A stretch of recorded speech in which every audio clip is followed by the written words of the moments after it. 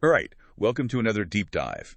You guys wanted to know more about dating in the Philippines, specifically what it's like from the perspective of someone interested in younger Filipinas. So we found this YouTube video, and let me tell you, it's something else. Yeah, definitely not your typical dating advice, that's for sure. The video's called, get this, How to Get a Young Filipina, Finding the Fresh Coconut. Okay, so right off the bat, that title's a little, Yeah, it's from a channel called Smart Girl Philippines. And they use this whole fresh coconut analogy to describe dating, specifically younger Filipinas, like 18 to 21-year-olds. Wow. I mean, comparing women to coconuts kind of objectifies them, doesn't it? Makes you question the whole perspective they're coming from. It makes you wonder about their views on women and relationships in general, and why this focus on youth. What's the motivation there? Right. Are they looking for a genuine partner, or do they see younger women as, I don't know, maybe more naive or easier to influence? Especially because we're talking about dating Filipinas specifically. It adds another layer of complexity, the whole cross-cultural thing, power dynamics, maybe even stereotypes about Asian women. A lot to unpack there, definitely. So for those listening, what are your initial thoughts? What comes to mind when you hear that fresh coconut analogy? I know for me, it's a big red flag. Yeah, it's certainly eyebrow-raising, to say the least. Definitely makes you think. So the video dives into motivations for dating younger Filipinas, suggesting benefits like feeling younger yourself, like getting this renewed energy and starting a family. Interesting how they frame those as benefits, huh? Almost like perks you get for dating someone younger. Makes you wonder if it's really about the other person or more about what the guy wants. That's a great point. And the video does acknowledge some challenges, like a lot of competition, the whole emotional ups and downs that can come with youth, and the risk of, well, getting played. Right, and we have to talk about the potential for a power imbalance, especially in a cross-cultural context with that kind of age gap. The video even talks about how important it is to be physically present in the Philippines to make these relationships work. It's not just some long-distance online thing they're suggesting. So they're talking about serious commitment, moving to another country, which, again, brings up those power imbalances. So the video lays out three main approaches for someone who wants to date a younger Filipina: using dating apps and websites, actually moving to the Philippines, and using your network, like family or friends, to make connections. Each of those comes with its own set of issues, both ethically and practically. Let's break them down. The video really pushes online dating as a numbers game. Be aggressive, move fast. That approach kind of reduces the whole thing to a competition, doesn't it? Not exactly about genuine connection, more like winning. And they basically say that chatting online for months won't cut it. Like younger Filipinas are looking for something more tangible. So it's like they're saying you need to be serious, show some commitment right away, which makes sense if they're looking for stability, maybe because of cultural values or just personal priorities. And that leads to the second approach, moving to the Philippines.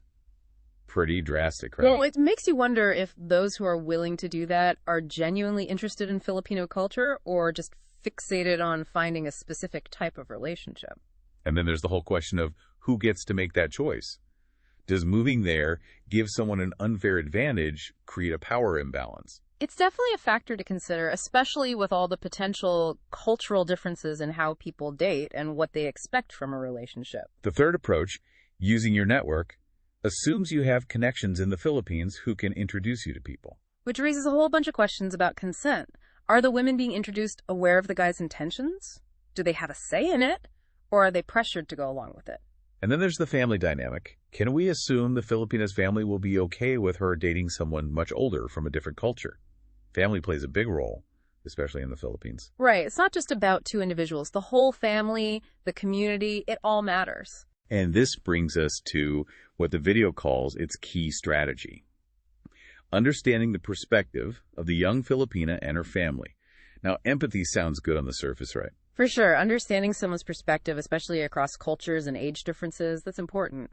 But the way this video presents it, it feels a bit manipulative, doesn't it? Like they're saying, here's a list of what young Filipinas want: financial support, validation on social media, fun experiences, travel, starting a family.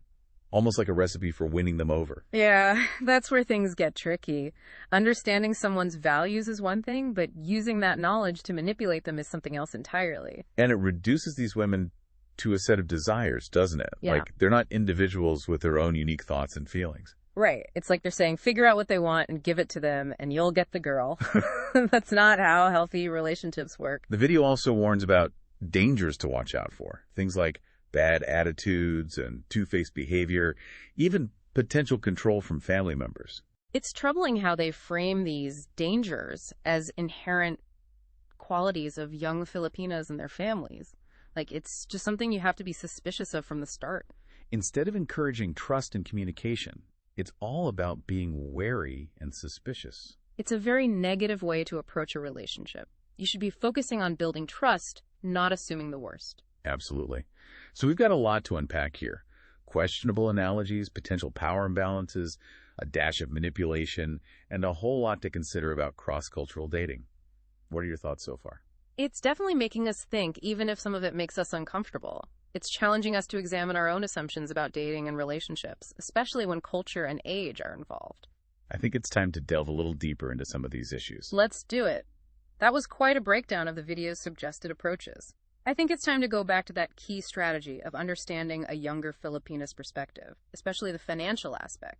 Yeah, that's a tricky one. I mean, wanting financial security is understandable, but when it's presented as a main factor in seeking a partner. Yeah, it raises some red flags. Like, is it genuine affection, or is it about, taking advantage of someone's economic situation? Especially when you consider that Filipinas are often expected to help support their families. Right, that adds a whole other layer. But we can't assume every Filipino wants a partner to support her family, right? Exactly. We can't generalize an entire culture. Each person has their own goals and motivations. It boils down to respect, really. Open communication about money, making sure both partners feel good about it. That's key in any relationship. The video also talked about social media validation being important to young Filipinas. What's your take on that?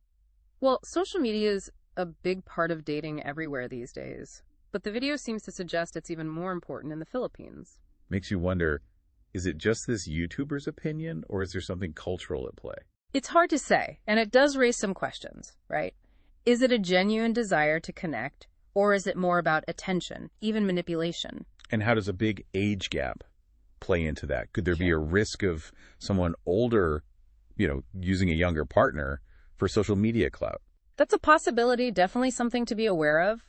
A healthy relationship shouldn't be about using someone for social media likes or whatever. Right, it should be about mutual respect, genuine connection, not about boosting your ego or image online. Absolutely. And that whole thing about missing opportunities really rubbed me the wrong way. Like, if one girl doesn't work out, there'll always be another one. Yeah, that's reducing women to, interchangeable options. It completely misses the point of genuine connection. Like, people are just products you can swap out. It's dehumanizing. Right. Finding a real connection takes time and effort, and it's about seeing the other person as an individual, not just a means to an end. What about the dangers the video warns about, like Filipinas having bad attitudes or families being controlling? Framing it that way is just wrong. Those issues can happen in any relationship, regardless of age or culture. It feels like they're trying to make viewers afraid and distrustful, instead of understanding the complexities of cross-cultural relationships. It's so much better to go into any relationship with an open mind, ready to communicate and be empathetic. Trust and respect should be the foundation, not fear and suspicion. Exactly. And that goes for all relationships, not just cross-cultural ones. So, stepping back from this video, what advice would you give to anyone who wants to date someone from another culture? I think the most important thing is humility. Be ready to learn, Understand that your culture isn't the only way to see the world. Don't assume your values are the right ones. Be open to different perspectives. Talk about those differences. Don't be afraid to ask questions. And be ready to challenge your own biases. We all have them, whether we realize it or not. That's a good point. It takes self-awareness to build a healthy relationship. Communication is super important, especially when there are cultural differences. Yeah. Be upfront about what you want and really listen to your partner. And don't try to force your own cultural norms on them. Find common ground. Respect their way of doing things. And don't forget about power dynamics. Differences in age, money, culture, all that can affect the balance of the relationship. Be mindful of that. Yeah, that's important. At the end of the day, it's about treating each other with respect. Seeing your partner as a person, not a stereotype or a representative of their culture. Absolutely. It all comes down to kindness, empathy, and respect. This conversation's been really eye-opening.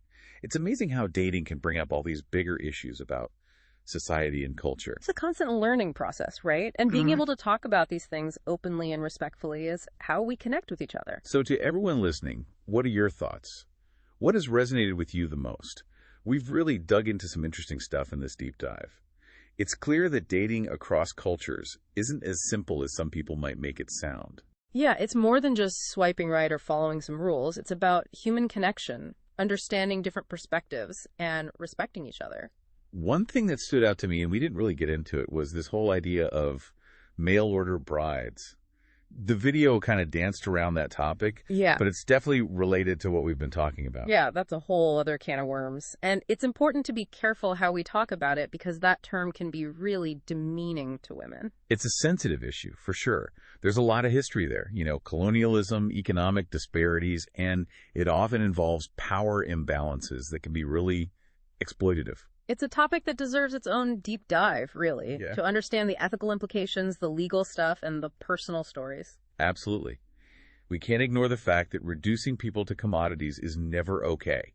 Everyone deserves to be treated with respect and have control over their own lives and choices. Exactly. So, thinking back to our listener who wanted to know about dating younger Filipinas, what advice would you give them based on everything we've discussed? I'd say be cautious of anyone who tries to oversimplify things, especially when it comes to cultural and age differences.